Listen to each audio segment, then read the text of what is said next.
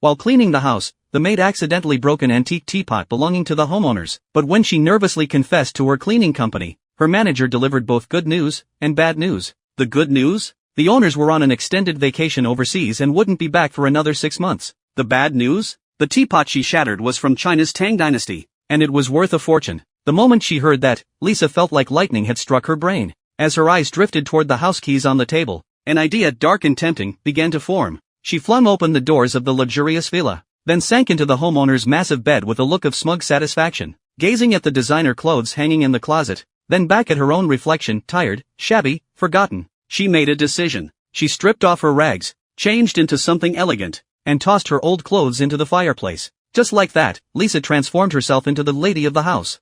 Hungry, she wandered down to the wine cellar, grabbed a prime steak from the fridge, and paired it with a bottle of Chateau Lafite vintage 1982. To make the place feel more like her own, she tore down all the family photos, and began redesigning the house to match her fantasies. But her fairy tale only lasted 2 days, before it was shattered by the sound of the doorbell. Panicked, Lisa feared the owners had returned early. She cautiously approached the door, but when she opened it, she was relieved to find it was just a young man asking for directions. As the two were talking, his pregnant girlfriend suddenly let out a sharp scream. Her name was Ella. She was heavily pregnant and going into labor. With no time to hesitate, Lisa rushed them inside and clumsily assisted with the delivery. Miraculously, the baby was born safe and sound. As Lisa held the newborn in her arms, a strange feeling washed over her, something she hadn't felt in decades, a sense of family. At over 50 years old, Lisa had no children of her own. And now, this unexpected couple brought something warm and alive into her lonely world. A plan began to take shape. During dinner, she casually asked about their background.